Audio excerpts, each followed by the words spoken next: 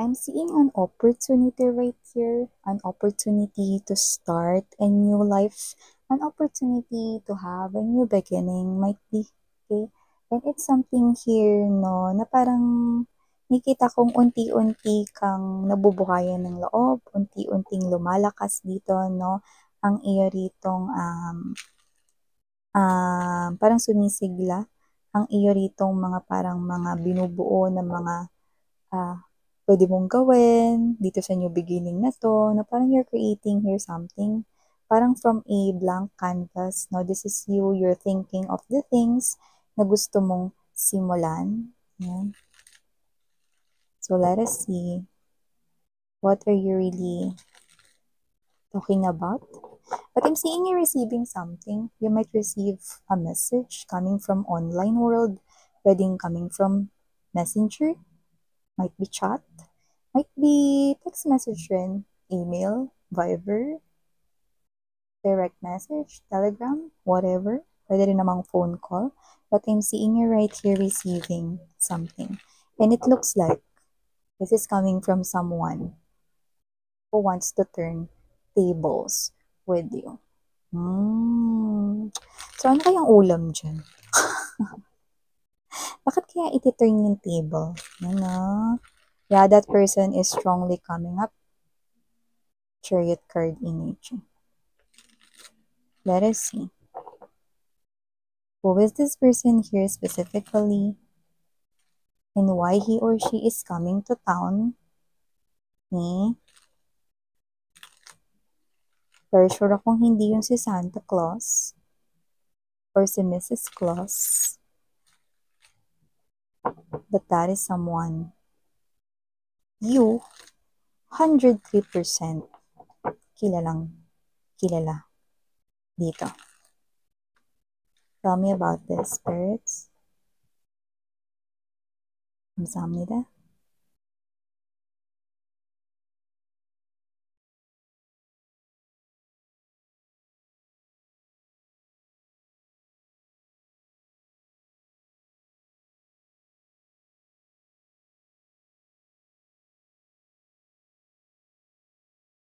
Oh, very straightforward yun Yan Medyo nakaka-proud ito, no? Sa akin bilang isa ninyong ina. Mamaya sabihin ko sa inyo kung ba't ako na-proud doon, no? So, ilatag na muna natin lahat, no? Para makita ko ng buo ano ba yung talagang pinag-uusapan natin dito, no? Yeah, see, look at that, no? We have here the communication, no? In a very sharp, straightforward communication. Yan. Hmm.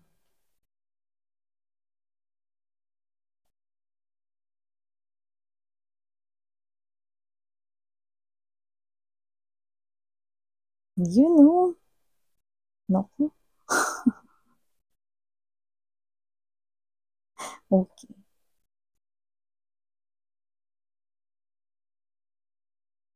So, kamusta? Hey there, mga my loves, no? At kamusta sa ating mga bagong subscribers? Ako po si Yan, tuloy po kayo. At sa mga returning ko ng mga viewers, maraming thank you po sa inyong walang sawang suporta, no? So, yan, kung hindi niyo pa po alam, meron po tayong main channel, ang The High Priestess Tarot.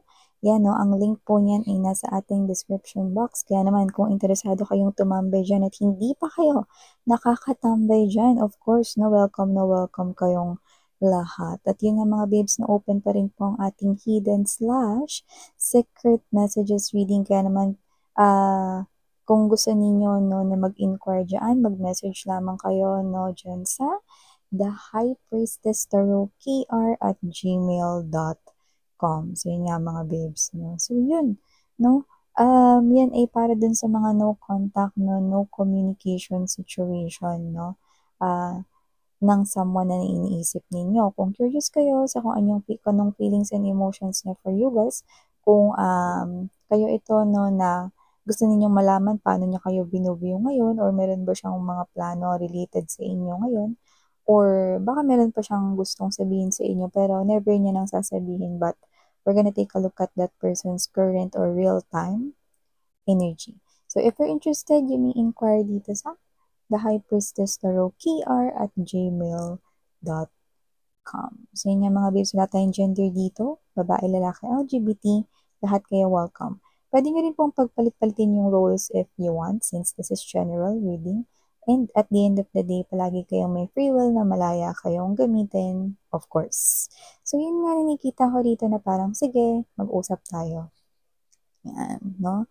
Someone here wants to talk, no? Someone here wants to communicate with you, and the communication happens, ano? Timeless ito mga babes, kaya pwedeng tapos or nangyari na to sa iba sa inyo.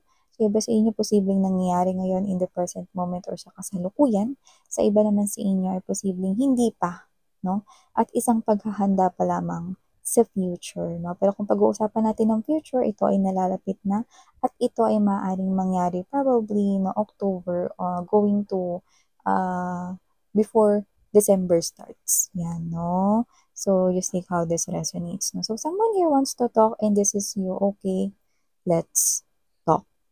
Yan, no? And whoever this individual is with the Tower card energy, Ten of Swords energy, yan, no?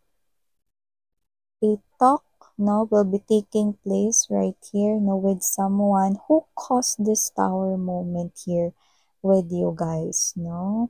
So, it looks like, alam nyo naman, ang laging umpisan ng pag-uusap ay, hi, hello, kamusta ka na? So, yung iba, nakita ko dito mga babes, no, na marami-rami sa inyo, ang personal kayo ritong mag-uusap, like magkikita kayo. Yun yung nakikita ko rito. Okay?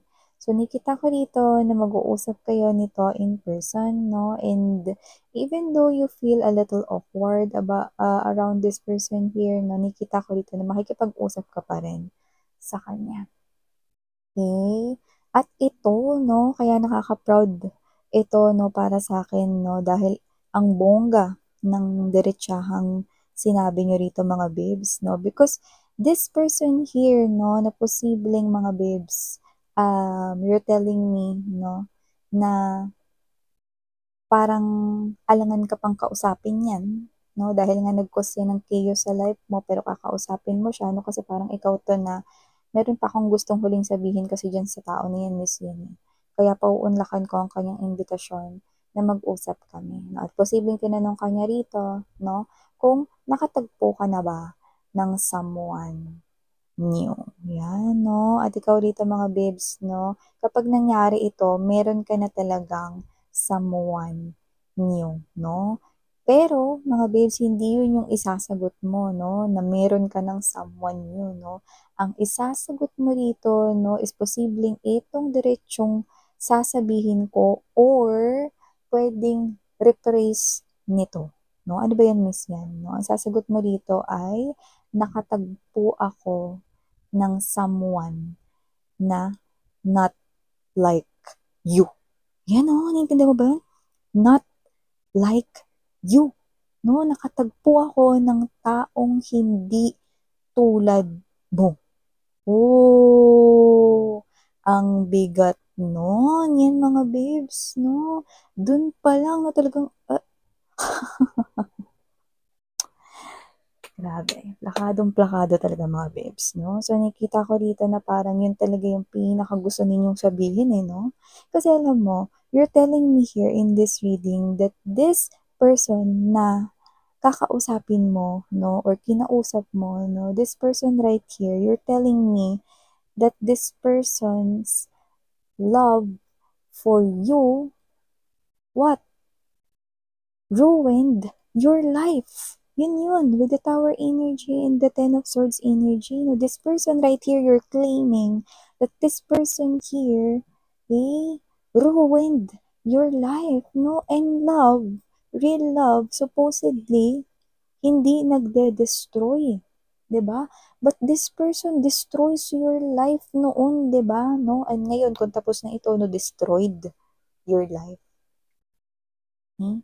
So, ibig sabihin, pag nakita mo siya, posibleng nanumbalik dito yung mga mapapait, no?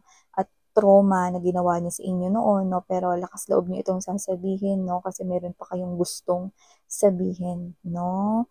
Yung iba sa inyo kasi ng mga babes, pwedeng nasabihan niya kayo noon, no, na never kayong makakahanap ng right love na sinasabi ninyo. Kasi maybe this is you, no, you're referring to that fairy tale love story or almost like fairy tale love story and this person right here. What?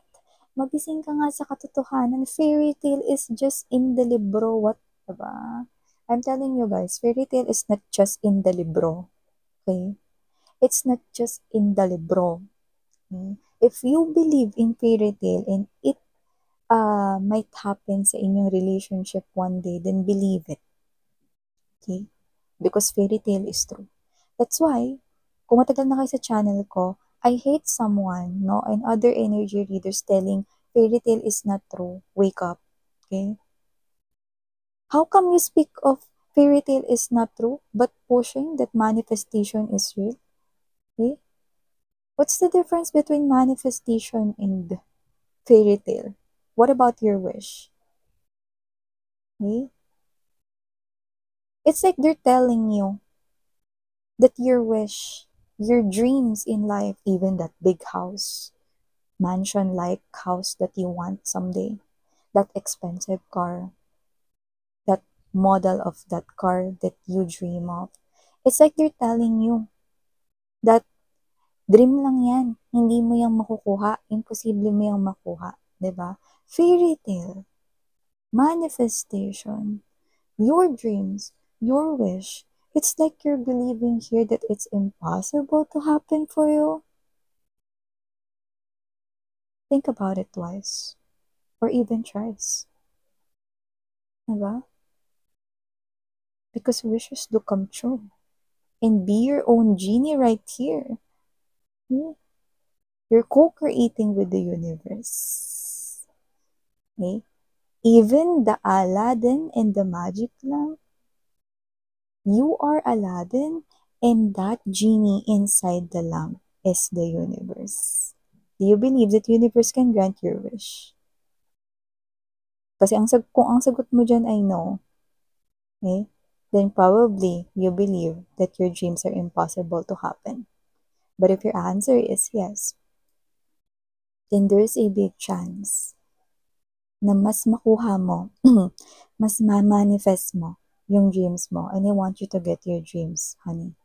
Because I know that is what you want. And that is what you deserve.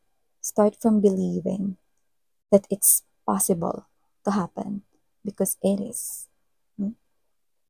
So yeah, going back right here mga babes. Nakikita ko dito, no, that this person here ruined your life. And you're right. Love is supposedly not something that destroys. Diba? So, nakita ko dito, no, na parang sinuplak mo siya rito, no? Nitong with this Ace of Swords energy, no, ng man or woman na hindi niya kagaya or katulad because this is you, no? You're complementing this man, this woman, this new love or someone new, no? With this past lover right here who ruined your life before. Diba? Yeah, nakilala ko ng person na hindi tulad mo. Someone who is very warm. Yan, no? Someone who knows how to love. And the real meaning of marriage, alam niya yun. Someone who is not just my lover, but also acts like my friend. Someone who is not like you, na walang binigay kundi konsumisyon, mga babes, no? Yun yung sinasabi nyo sa akin rito, no? Someone who is not like you, no? Parang ginaganon mo siya, no? Dinuduro mo siya, na parang hindi mo ginagawa ng ganitong action, pero parang pinamumukha mo, no, dun sa pagdiin mo dun sa salitang you, na pabigat siya sa'yo, no, puro pasakit yung binigay niya sa'yo, no, unlike sa nakilala mo ngayon, na you've crossed paths with someone with the Hierophant energy, someone who is kabaliktaran mo. Yun yung parang sinasabi mo dito sa ex mo na nagdulot ng trauma sa'yo and someone na nagpaniwala sa'yo na pwede kang magsimula ulit. Someone na nagpakita sa'yo na may tunay na new beginning. Yan.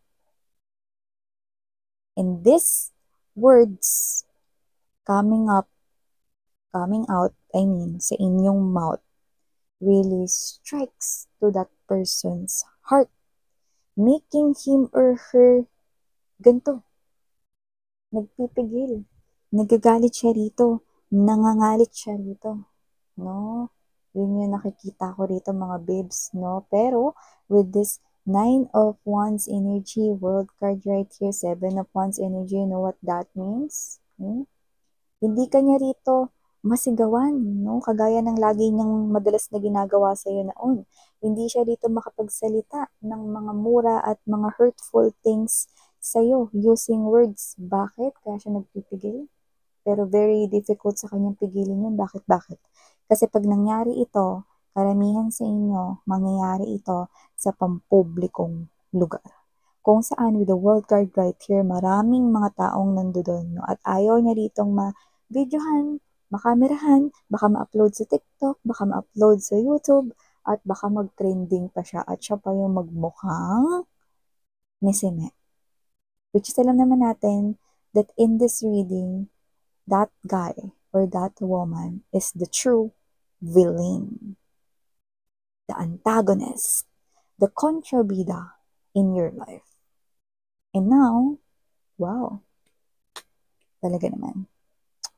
This is you with the 7 of Wands energy. Okay? Ito yung sasabihin mo before you walk out or before you leave that person sa kung saan kayo magkikita. No? I hope that our paths will never cross again. Boom! Waiter! Bill, please.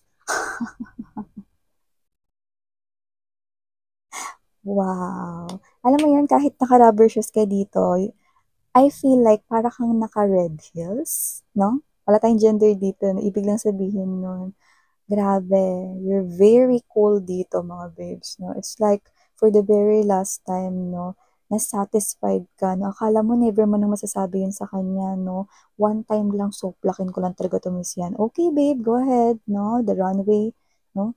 Ay sayong-sayong, do it. Bongga, guys, no? And what I love about this one is that when these things happen, you are already in a very amazing, truly amazing love story. Almost like a fairy tale love story. Wow. So yeah, these are all the messages I've got right here for you, sweethearts. Yeah, no, thank you so much and sarang love and light. Yeah.